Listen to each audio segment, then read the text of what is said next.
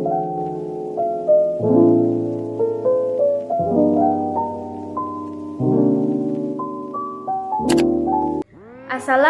warahmatullahi wabarakatuh.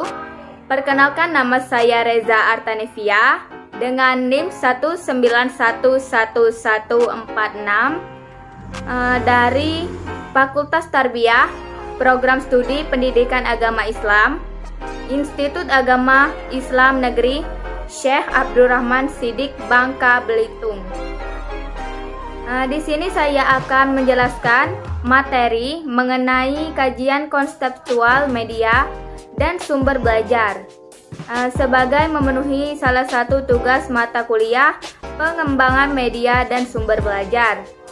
Baiklah, di sini saya akan menjelaskan konsep dasar teknologi, media, dan sumber belajar. Yang pertama, saya akan menjelaskan mengenai teknologi. Kata teknologi ini memiliki banyak penafsiran dari sekedar peranti keras, seperti komputer, pemutar MP3, dan sebagainya, hingga cara yang sistematis dalam menyelesaikan masalah. Teknologi ini berasal dari bahasa Yunani, teknologia, tens yang artinya kemampuan, dan logia artinya ungkapan. Teknologi berkaitan dengan pemanfaatan dan pengetahuan tentang perkakas dan keterampilan. Kemudian ada teknologi pengajaran. Teknologi yang merujuk pada teknologi pengajaran ini merupakan pemanfaatan dan pengetahuan spesifik dari perkakas dan keterampilan dalam pendidikan. Kemudian apa itu media? Media bentuk jamak dari perantara medium atau sarana komunikasi.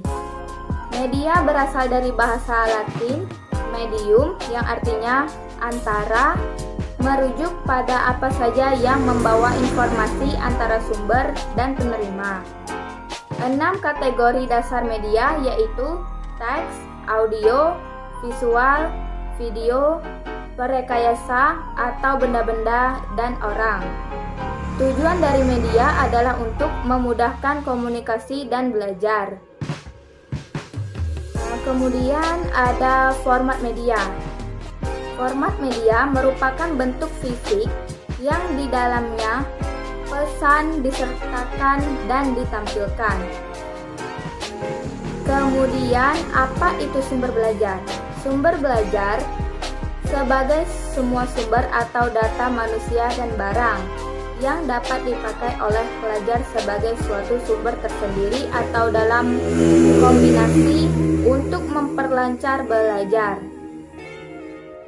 Sumber belajar dibagi menjadi dua. Yang pertama, by design dan by utilization. By design adalah sumber belajar yang sengaja dirancang atau dibuat untuk membantu belajar mengajar. Misalnya buku, brosur, film, video, tape recorder, dan slide, dan lain-lainnya. Kalau by utilization, yaitu sumber belajar yang dimanfaatkan guna memberi kemudahan kepada seseorang dalam belajar, berupa segala macam sumber yang ada di sekitar, seperti misalnya pasar, toko, manusia, museum, pakar, dan tokoh masyarakat. Kemudian ada fungsi sumber belajar. Yang pertama, penggunaan sumber belajar ini disesuaikan dengan tingkat kebutuhan anak. Misalnya, ada seorang anak yang hanya menghendaki bahan dari sumber belajar yang sama. Hal ini karena adanya kebutuhan anak mengulang untuk menguasai kemampuan maupun keterampilannya. Yang kedua, ada pada pendidikan anak usia dini.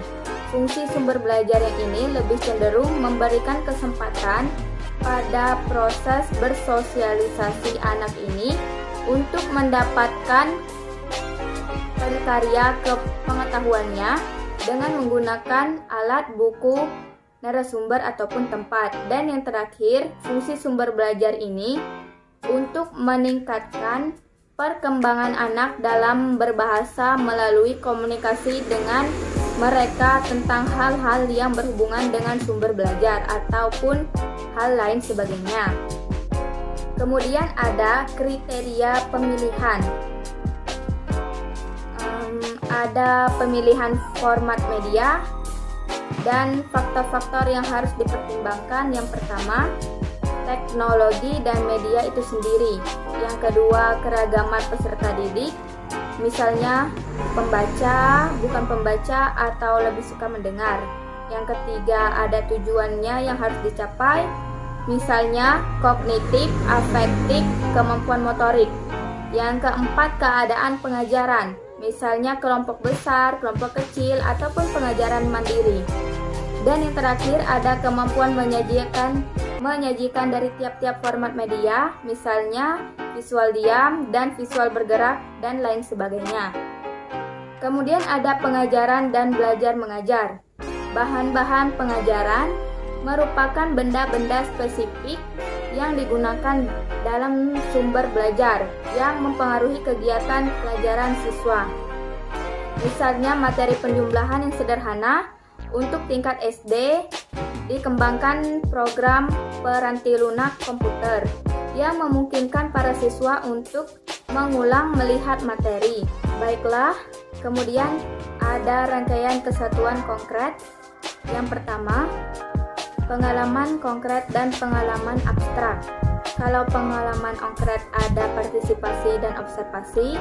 Partisipasi ini ada keterlibatan yang sebenarnya, serta simulasi dan permainan peran. Kalau observasi ada demonstrasi dan tampilan. Sedangkan pengalaman abstrak hanya mendengar dan membaca saja, seperti video, visual, audio, dan teks. Apa sih rangkaian kesatuan konkret abstrak? Edgar Dale 1969 berpendapat bahwa pembelajar dapat memanfaatkan kegiatan pengajaran yang lebih abstrak sehingga mereka membentuk sekumpulan pengalaman yang lebih konkret untuk memberi makna pada representasi kenyataan yang lebih abstrak. Kemudian menurut Jerome Bruner 1966, belajar akan lebih mudah jika pengajaran mengikuti urutan mulai dari pengalaman konkret yang nyata ke penyajian yang lebih simbolis atau kemudian ada pengajaran, belajar dan mengajar. Kegiatan pembelajaran saat ini cenderung pada peralihan dari fokus pada pengajaran ke pendekatan ke pengajaran. Guru yang menggunakan teknologi dan media dalam ruang kelas ke siswa yang menggunakan teknologi dan media kompleks saja dan di mana saja. Lalu ada prinsip-prinsip pengajaran yang efektif. Menakar pengetahuan sebelumnya yang dimiliki siswa. Pengetahuan awal termasuk pengetahuan dan keterampilan prasyarat. Yang kedua, mempertimbangkan perbedaan individual seperti kepribadian, bakat umum, pengetahuan dalam salah satu mapel. Yang ketiga, menyatakan tujuan seperti tujuan harus terperinci sesuai dengan hasil atau standar yang diharapkan. Yang terakhir, mengembangkan kemampuan metokognitif seperti keterampilan yang selektif dalam mengawasi, mengevaluasi, dan menyesuaikan pendekatan siswa. Lalu ada prinsip-prinsip pengajaran efektif. Yang pertama, menyediakan interaksi sosial seperti dukungan sosial dari para guru dan sesama temannya. Yang kedua, memasukkan konteks realistik seperti menerapkan pengetahuan autentik dan disajikan dalam konteks kehidupannya. Yang ketiga, melibatkan para siswa dalam praktik relevan seperti mendorong para siswa untuk menerapkan keterampilan yang sesuai dengan hasil yang diharapkan. Yang terakhir, menyediakan umpan balik yang konstruktif, terus-menerus dan tepat waktu. Seperti para siswa perlu tahu kenapa mereka gagal dan bagaimana mereka bisa meningkatkan kinerja mereka. Kemudian ada peran dari teknologi dan media dalam belajar. Peran teknologi media dibagi lagi menjadi dua, yaitu pembelajaran berpusat pada guru dan pembelajaran berpusat pada siswa. Yang pertama, pembelajaran berpusat pada guru ini merupakan teknologi dan media yang digunakan untuk mendukung menyajikan pengajaran. Contohnya, guru menggunakan LCD untuk menampilkan berbagai grafik batang saat pada siswa mempelajari laju pertumbuhan penduduk. Dan kemudian yang kedua, pembelajaran berpusat pada siswa merupakan penggunaan utama teknologi dan media. Yang pertama ada portofolio, merupakan kumpulan karya siswa ini yang menggambarkan pertumbuhan dalam sebuah periode waktu. Yang kedua, pendidikan jarak jauh. Contohnya, video dan hologram komputer yang dikirim ke siswa secara perorangan. Lalu ada lingkungan belajar. Yang pertama, lingkungan belajar merupakan lingkungan atau situasi fisik yang di dalamnya pembelajaran diharapkan berlangsung. Yang kedua, mencakup fasilitas fisik, suasana akademik dan emosional, serta teknologi pengajarannya. Lalu ada lingkungan belajar. Lingkungan belajar dibagi lagi menjadi dua, yaitu sinkronous dan asinkronous. Yang pertama, lingkungan belajar bersifat dalam waktu yang bersamaan atau sinkronous, terdiri dari pengajaran langsung, saling berhadapan, waktu dan tempat yang sama, dan pengajaran yang berlangsung di waktu yang sama, tempat yang berbeda. Yang kedua, ada lingkungan belajar yang bersifat tidak dalam waktu bersamaan atau asinkronous, memungkinkan akses materi pada waktu yang berbeda oleh banyak siswa di berbagai tempat yang berbeda. Contohnya, pengajaran melalui televisi direkam dan ditampilkan hasil rekamannya, atau belajar mandiri menggunakan program komputer, LCD, atau tutorial web.